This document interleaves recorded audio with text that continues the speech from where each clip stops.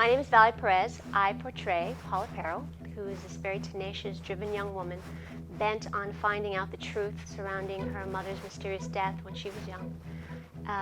She grew up the daughter of an assistant DA who was always after the seedy side of a big city, but not until her mother's mysterious passing that she really got galvanized, and her entire focus has been out there to find the truth and bring her killers to justice.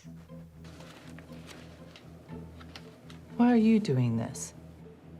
I don't even know your real name. Let's just say I lost someone once.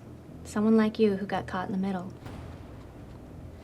Sometimes doing the right thing is dangerous. I really love that she had a realistic set of circumstances. She wasn't some amazing gymnast or sharpshooter. She was a girl who was very tenacious and driven. I admire her focus. I admire her clarity, her sense of purpose. And to see that she just goes right out there, just flying by the seat of her pants through the underworld with some very basic self-defense and a brain. I appreciate that she's very realistic and grounded in that way. Paula's biggest thorn in her side would probably be Corleone, figurehead of underground mafia. When a path leads to him, it's pretty much a dead end. There's people who don't want to talk, people who are quiet up. Usually there's some patsies. She knows that they are not the big bad, but it's Corleone just outside her fingertips. And there's been direct ties with her mother's past and him, and she really wants to get at the bottom of it. And it's just been a tough nut to crack.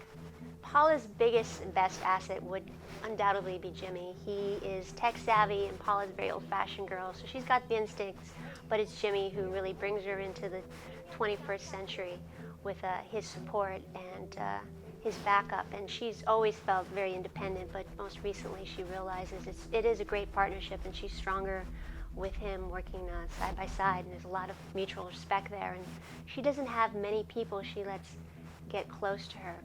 Having him, I think, really helps keep her propped up. I thought we were in this together.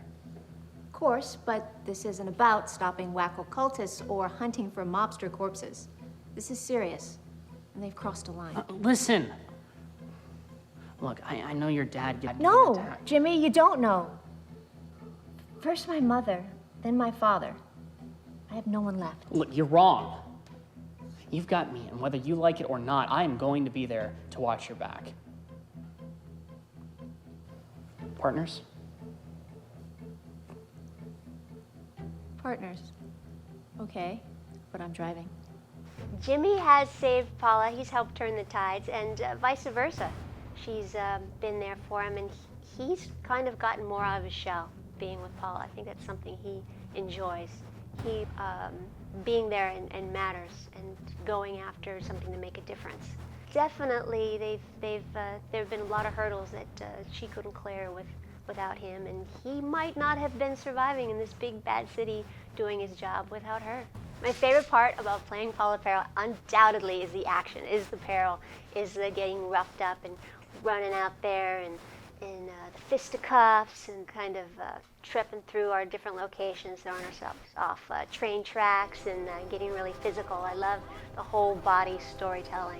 It makes me feel more alive, and I'm sure Paula agrees this is the way to live on the edge.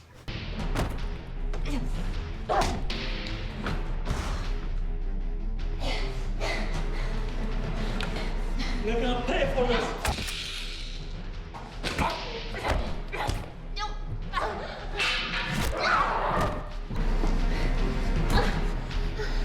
So I see you like it rough. What's that break? Everybody ready? I'm set. Stick clear. All right, camera is rolling. 40, I take one, mark. Quiet. High energy, here we go, and action! Oh, I love that bass. That was cool.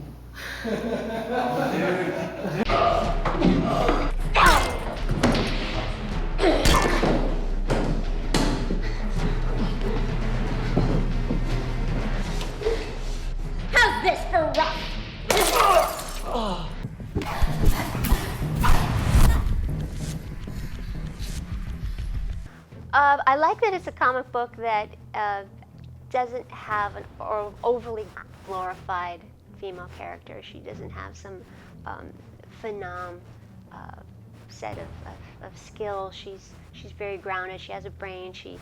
Her greatest strength is her tenacity. But the fact that it's a comic that we can bring back a sense of kind of classic noir with this supernatural twist, kind of a gothic horror, almost H.P. Lovecraft, something really deep and mysterious and kind of twisted, not your standard TV show vampires and werewolves. It's something that's a little bit more primal, a little bit dreamlike in that sense.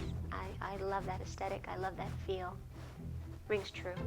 In Paula Peril and the Serpent Cult, we have a direct follow-up from Midnight Whistle, a previous chapter, where Paula just scrapes the surface when she realized there's more players than she realizes to this story. There's actually a third part, and Carlone's deepest secret that he's been trying to keep from others knowing, including Paula, was that there's a third player out there that he's actually up against war. And they're not your standard run-of-the-mill gangsters. There's something actually more scarier in the dark than just mobsters, just people breaking the law. You've got those that are doing things almost unnatural. And we get more into the sense of the supernatural in the Serpent Cult. And we get a new layer with Paula and those from the Gazette, Veronica and Jimmy. They get pulled in into some very dangerous circumstances where we see the face of these underground cult and get caught right in the middle between the cultists and the mobsters.